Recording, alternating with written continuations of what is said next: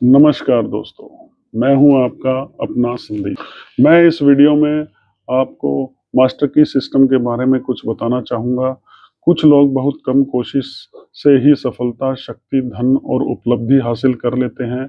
दूसरे बहुत मुश्किल से जीतते हैं और कुछ लोग तो अपनी महत्वाकांक्षाओं, इच्छाओं और आदर्शों तक पहुँचने में पूरी तरह से असफल हो जाते हैं।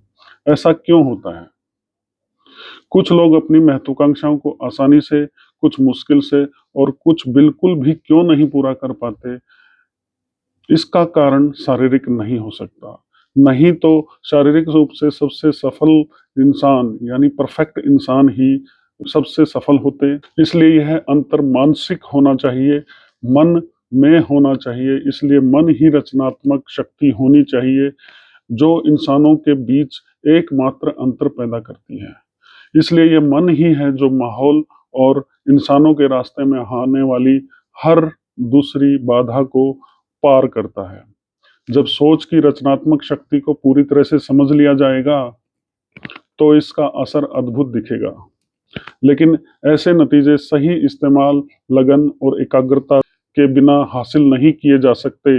व्यक्ति यह पाएगा कि मानसिक और आध्यात्मिक दुनिया में काम करने वाले नियम भौतिक दुनिया की तरह ही पक्के और अचूक हैं। इसलिए मन चाहे नतीजे पाने के लिए नियम को जानना और उसका पालन करना बहुत जरूरी है। नियम का सही पालन करने पर मनचाहा नतीजा हमेशा निश्चित रूप से मिलेगा। जो व्यक्ति यह मानता है कि शक्ति बाहर से आती है, वह केवल इसलिए कमजोर है क्योंकि वह बाहर से मदद पर निर्भर है। जो बिना झिझक खुद को अपनी सोच के पर छोड़ देता है, एक प्रभावशाली रवैया और दृष्टिकोण अपनाता है, वह चमत्कार करता है। वह तुरंत खुद को ठीक कर लेता है और चमत्कार पर चमत्कार करता है। इसलिए ये साफ है कि जो अंतिम और सबसे बड़े विज्ञान में हो रही अद्भुत प्रगति की पूरी तरह से जांच करने और उसका फायदा उठाने में नाकाम रहता है, वह भी उतना ही पीछे रह जाएगा जितना वह आदमी जो बिजली के नियमों को समझने से इंसानियत को मिले फायदों को मानने और स्वीकार करने से इनकार करता है। बेशक मन नकारात्मक हालात भी उतनी ही आसानी से बनाता है जितनी आसानी से अनुकूल हालात। और जब हम जानबूझकर या अनजाने में हर तरह की कमी, सीमा और असहमति की कल्पना करते हैं, तो हम ये हालात बनाते हैं। और यही वह है जो बहुत से लोग अनजाने में हर समय करते रहे हैं। यह नियम, साथ ही हर दूसरा नियम, किसी भी व्यक्ति का पक्ष नहीं लेता है, बल्कि यह लगातार काम करता रहता है और हर व्यक्ति को वही देता है जो उसने बनाया है। दूसरे शब्दों में, जैसा बोओगे वैसा काटोगे। इसलिए अबंडेंस यानी प्रचुरता, प्रचुरता के नियमों को पहचानने पर निर्भर करती है।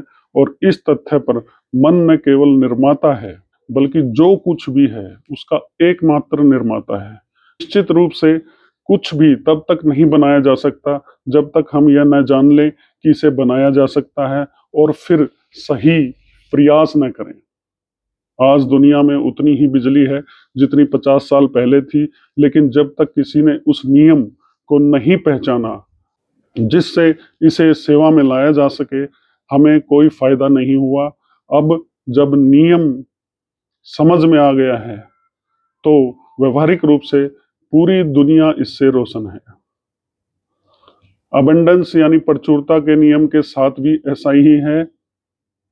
केवल वही लोग जो नियम को पहचानते हैं और खुद का उसके साथ तालमेल बिठाते हैं, वे ही इसके लाभों में हिस्सा लेते हैं। वैज्ञानिक भावना अब प्रयास के हर क्षेत्र पर हावी है। कारण और प्रभाव के संबंधों को अब नजरअंदाज नहीं किया जा सकता। वो के एक क्षेत्र की खोज ने मानव प्रगति में एक नए युग की शुरुआत की। इसने मनुष्यों के जीवन से अनिश्चितता और मनमानी के तत्वों को खत्म कर दिया है। नियम, तर्क तथा निश्चितता को प्रतिस्थापित किया। अब मनुष्य समझता है कि हर परिणाम के लिए एक पर्याप्त और निश्चित कारण होता है। इसलिए जब कोई दिया गया परिणाम वांछित होता है, तो वे उस स्थिति की तलाश करते हैं जिससे परिणाम प्राप्त किया जा सके।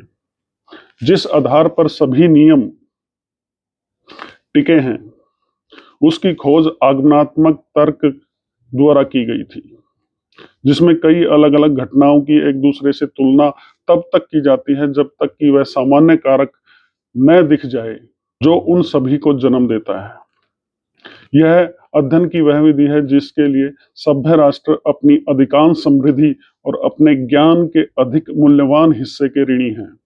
इसने जीवन को लंबा किया है, इसने दर्द को कम किया है, इसने नदियों पर पुल बनाए हैं, इसने रात को दिन की चमक से रोशन किया है, दृष्टि की सीमा को बढ़ाया है, गति को तेज किया है, दूरी को खत्म किया है, मेल जोल को आसान किया है और मनुष्यों को समुद्र में उतारने और हवा में यात्रा करने में सक्षम बनाया है।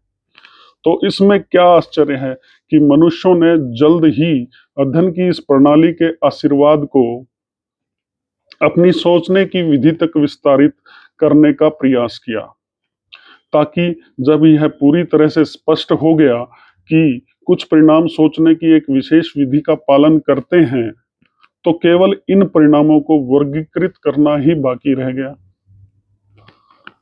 इस प्रकार इस पूरी मानसिक प्रक्रियाओं की पूरी तरह से जांच तथा अध्ययन का विषय है। धन्यवाद।